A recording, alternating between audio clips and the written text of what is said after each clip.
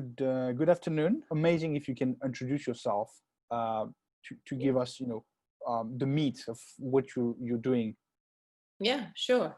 I mean, I like to call myself, I'm like a slightly cuckoo in the head mama of three. Also an international bestselling author and founder of GroBizNiz.com and Repurpose.com. Currently, I help businesses that are solving world's most meaningful problems stand out, reach more, and convert big using their existing content. But most importantly, the thing that I'm most proud of is that when prospects or clients invest in themselves through our work, they're also creating a meaningful change in the world, because 10% of all sales go towards providing mental health help for children affected by wars and conflicts around the globe. And I guess, that's what keeps me going. That's what, makes me get up in the morning and do more and do good, because I know at the end, it's not just about us, myself or my family. It's about helping a lot of other people too. Good. So one thing that I found very interesting in what you just shared is that you're not offering your clients to create more content. No. So it's really about reusing what they already have. So yeah. How do you work with them? Are you polishing what they have, or what does it mean? So what we're doing is create, a lot of these people have already got content in the form of blogs or podcasts or YouTube videos or any other lives that they do. Maybe they're speakers, they've got speaking videos as well. So the idea is that they've already created a lot of content. They've already put their blood, sweat, and tears, in creating that content. They've got a lot of knowledge in them. They have shared that knowledge. But what happens is that once they create it, they put it up. Let's say they created a blog post, they put it up on their website, and now, maybe it got traffic for a little bit, and then it's forgotten about it. Like, it's sitting there collecting dust.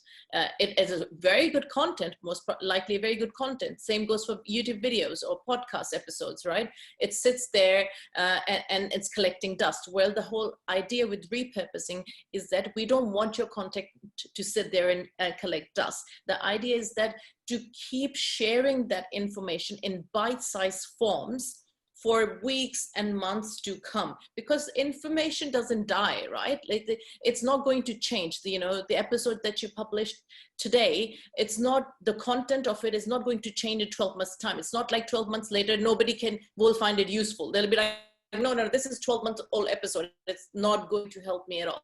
That's not the case, right? So the whole idea is that we want to help content creators use the information that we've already got and help them share it over various social media platforms in bite-sized format.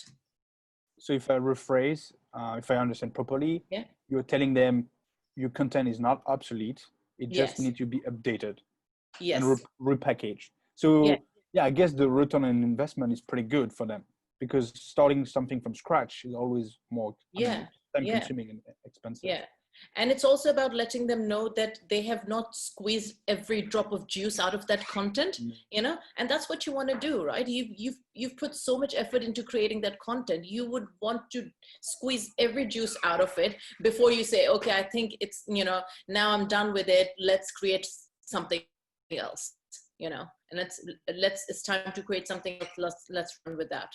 Okay, but I'm pretty sure you have some content that you're telling them that's crap, and we cannot repackage that. Right? Yeah. You have to be selective as well, right? Yeah, of course, yeah. But that's why I said, when I choose to work with people, it's usually with people or organizations who are producing some meaningful change in the world, or who are purpose-built businesses. So majority of the time, they're already producing content that is of value to others, So so that makes the process a little bit easier. And so by value, is that the content itself is the information, the knowledge that those companies are producing that is creating value, and mechanically, being impactful for others? Yeah, so they usually create content with the goal in mind to help somebody else with it, so the content is very focused on how we can help our target audience, so it's usually not fluff, and it's usually very valuable information. It's just that not many people have seen it, and by sharing it over social media in bite-sized formats, you drive people back to that information you've already got, but people somehow they don't know that it exists, right? They don't know it exists. You just got to tell people, share it on social media. Hey, I've got this information for you that could help you, and drive it back to their original content. So something that is very practical in the sense that they can implement yes, what they just read. Yeah, exactly. Practical, that either they can implement in their life now, or it gives them food for thought. Maybe it's personal development related and gives them food for thought about where they are in life right now and where they'd like to go. So you have so many different clients, I assume. Is there any particular client that is, it's very outstanding what you've done with them, sharing knowledge and information, and was very impactful in that sense of, sharing all this information? Is there any particular story? Yeah, I've got a client in Australia, and she's a bit of an influencer, won many awards, and her story is just it's amazing. It's a story of actually, a lot of people, a lot of girls who are in that situation wouldn't think that they'd be able to come out of it, and she did. So so that's why she helps usually young females, millennial females, who've either been abused or have had a turbulent childhood, and now she helps them find a way and be financially independent. So the message is so strong, the mission is so strong, that when you work with these people, it makes you even feel good about yourself, right? Even though I'm not the one doing that work, but how is she doing that? She's sharing her experience, and that's what is driving impact. Yeah, and she runs workshops for them now. So, and now that it's, she not only runs workshops for individual clients, but she also now goes to organizations who hire her to help share her experience and her knowledge with their team members. So basically, it's a good way of organization leaders to understand their employees as well. So she's doing very impactful work. So it's really showing that it's possible, and because it's possible, really, some people can see that it's possible, so they can actually try. Exactly. Her story is so inspiring that it makes young girls believe that it is possible, even though they had a rough time growing up, that it is possible.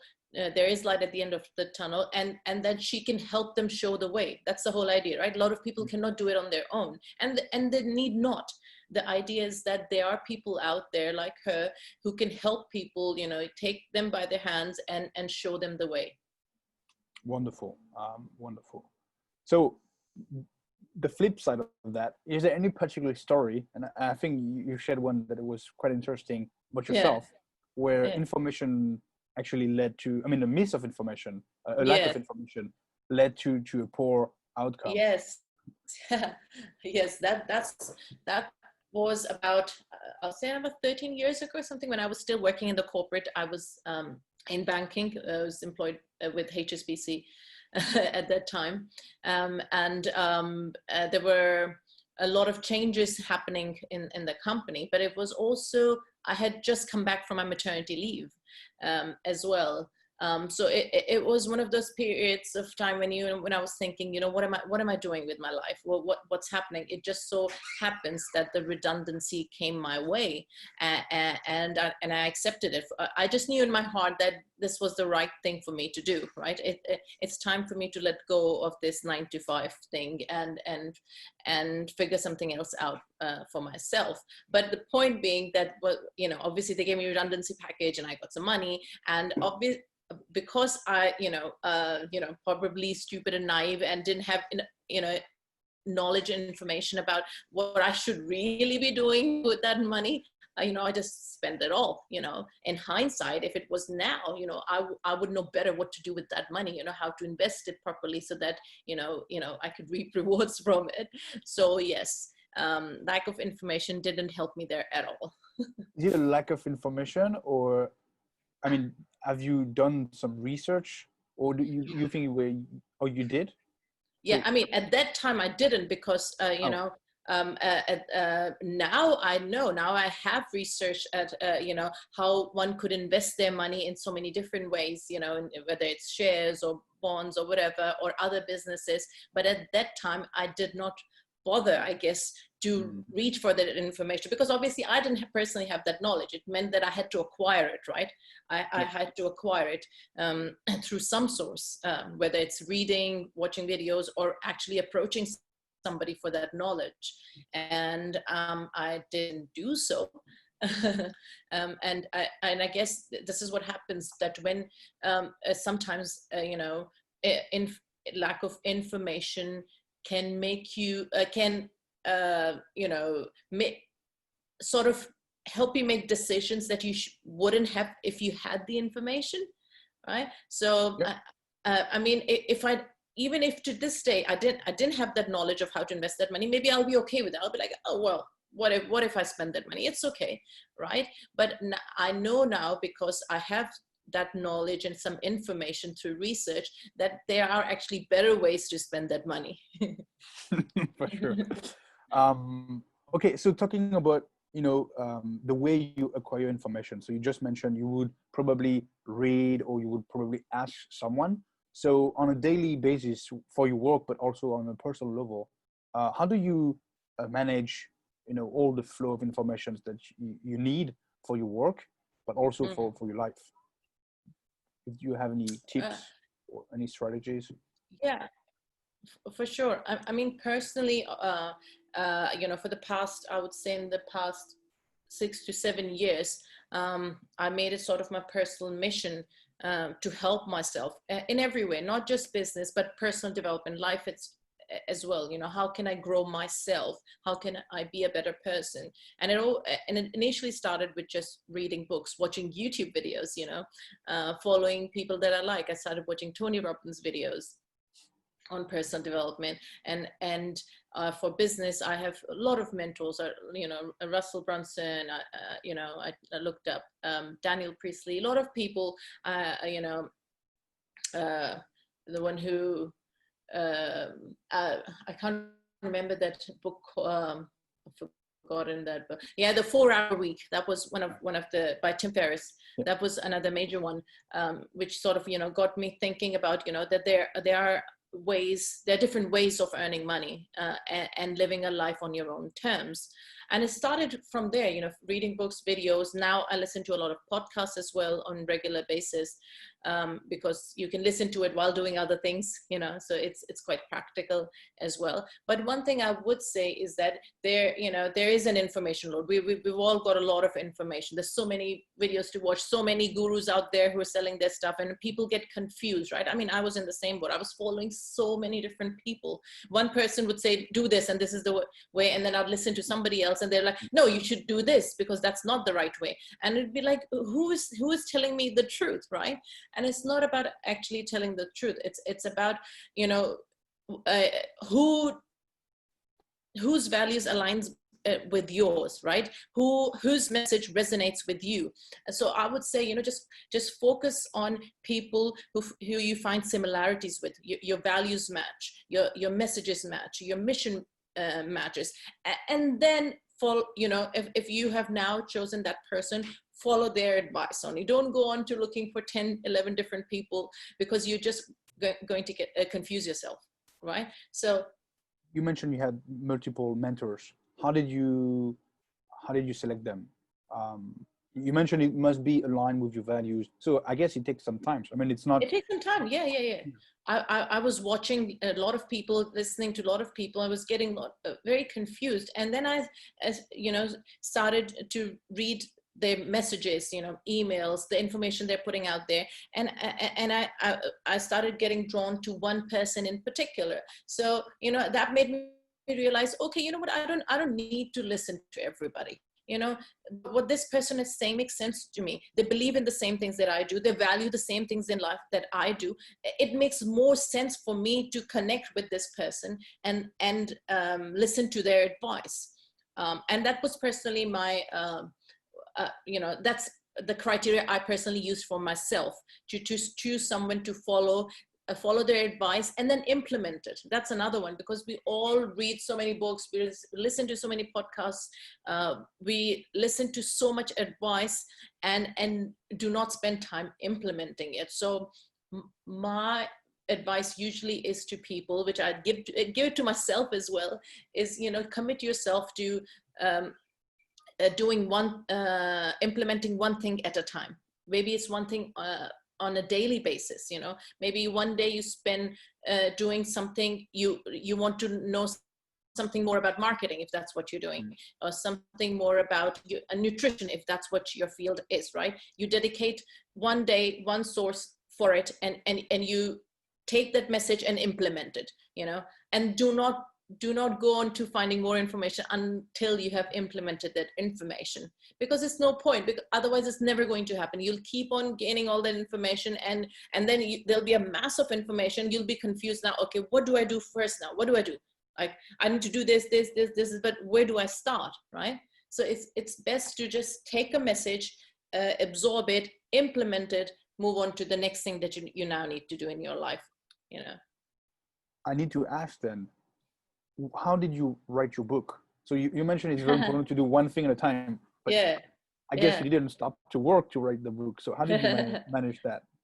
Actually, that book was a work in progress for 2 years. And I guess I was procrastinating, you know, that I can't do it. I can't publish it, too much work. All of those things were going on. You know, I kept going back and forth into the editing of the book. Every time I would chuck something out, put something in, and it was a never-ending process, obviously. And I guess you can always make something much better, you know, but the point was I had to put a stop to it. There had to be, you know, otherwise the book was never going to get published. And for me, actually, that message came in the form of my youngest child, because I was expecting my third child. So that was kind of you could say that was, I guess, a sign from God to say, you know, okay, well, this is happening. Decide now, because your life is going to get busy, right? You're having another child, life's going to get busy, and this may not never happen. So it was kind of a deadline for me. I knew when, you know, when my child was coming. So I finished the book just before her birth, and it was published, I think, a few months after her birth, in 2015. So it kind of gave me a deadline. The whole idea, I guess, you have to give yourself a deadline, you know. In my case, it came sort of naturally, the deadline, and I decided, well, it's got to happen now. But you have to give yourself a deadline to whatever you're trying to achieve, be it book, a course that you're writing, a workshop that you're conducting, and because you want your message to get out there, right? And then otherwise, it's just, you have a lot to give, but it's just sitting there with you. You know, it's just not getting out there. So giving yourself a deadline helped me get the book out there, and into the hands of a lot of people. So it took you 2.5 years, 3 years total? Yeah, you could say that. To publish it, yeah, it was about 2.5 years. Yeah, I mean, people write books in weekend. Some, you know, some people write books in weekend or in a month, but for me, it was a long process. Yeah, I mean, writing a book is always I mean, maybe it takes 2 weeks to write, but I'm pretty sure for those people it takes longer to do the research, and obviously you know, it's years of experience, month of really interviewing, or you know, just gathering all the information. Yes, information. And selecting. Yeah. Okay, so you mentioned a couple of books, so I would be curious if there's any other books that you would like to you know, share, or that you would recommend. So obviously your book. Yeah. I mean, and my book is that particular book is just targeted towards mothers, because it's about health and well-being for mothers. But in general, if we're talking about business, I mean, Definitely, it could you be know, Russell for life in general. Could be any book that uh, is inspiring. right. I mean, I would say Simon Sinek's, I don't know if that's how you pronounce his name, Start With Why. That was Hmm. a real eye opener because I read it years ago. I think probably near the time when the 4 Hour Work Week by Tim Ferriss was released. So I think I read both of the books around the same time. I found it very profound because it was, Hmm. you know, I was at crossroads in my life at that point, you know, didn't know what I should be doing. I knew that I didn't want to go back to working a 9-to-5 job, but I also wasn't sure as to, you know, what kind of business I need to be doing. So those books, reading those books really helped me sort of, you know, give me ideas first that something else is possible, that there are so many different ways to do an online business, a business from home, you know, and also it gave me um, courage to think beyond just doing something for money, you know, especially reading that book, Start With Hmm. Why, you know, it helped me realize that my mission in life has to be much bigger than myself, you know, and when I have that purpose, um, when I have that solid purpose in my head, then everything will sort of fall in place. Then, you know, Hmm. step by step, I will know what I have to do. And that's exactly what happened. It was a roller coaster of a ride. It didn't just happen overnight, but it was a start. So, and this book is really connected with your mission. I Yes. mean, for your company, right? I mean, it's really so. That's this book that get you started, or that was pretty much already somewhere in your mind. And No, because this is not what I started with. Certainly, the book really helped because it made me, you know, realize that okay, I have to do something of purpose. It's not just going to be about, you know, that I create a product and I sell it and I make money and I just all I want to think about how can I make my first million, how can I make my second million. I've never thought of actually business in numbers that way. A lot of people do, and because that's what resonates with them. But for me, what, you know, to me, success is defined by when others speak of you in good and high terms. You know, they speak of your value. You know, I often talk about my father as an example that, you know, I did not know how successful my dad was until people, strangers, would approach me and say, you know, your dad is a great man. I'd ask them, why, you know, why is he a great man? And then they tell me the ways that he's helped them, you know, and that to me was success because we've never talked about money, you know, how much somebody has earned or how much they're worth. But it's, you know, when people start to tell you that someone's work has helped them, you know that they have been successful. certainly, and very often people don't like to Yeah. share much about what they really think about other people. So when they Yeah. do, it's Yeah. really That it's a meaningful. huge thing. It's a huge Yeah. thing. Yeah. I want to get back to the purpose. So when you work with your clients, Hmm. do you face some clients that actually forgot their purposes? Because obviously, when everybody start a company, at the very beginning, there's always a why. Yeah. But sometimes, you know, with all this information overload and so many different people saying, "Oh yeah, you need to make a lot of money." Hmm. So part of your work is part of your work to actually reconnect those entrepreneurs and people with their why, because they just forgot. I mean, currently now, I specifically work with people who have already got a very strong purpose Hmm. because now I can sort of pick and choose, right? Who I want to work with. But yes, initially, you know, with myself, I did that. With others, that because, and the reason for doing that was that I wanted to make sure that we both are doing something which has a higher purpose, you know. And if somebody else cannot see that, I feel like it's my duty or my responsibility to help them see that, and then it's up to them to accept it or not, right? You cannot Yeah. you cannot tell people to accept that or deny it, right? It's got to come from them, but you can help them see that there should be a higher purpose to what they're doing, and a lot of people, see that they want to be able, they want to do something which goes beyond helping themselves or their families. So for a lot of people, mission and purpose in life is a big thing. Good. Very good. Thank you very much for sharing all those stories, and especially the one where you failed, because it's very difficult to have people accepting to share stories where they failed. Yeah. So thank you for that. Well, my pleasure. Thank you very much. So I wish you well. Stay safe. You too. And all the best in the future. All right. Thank you very much. Thank you for having me.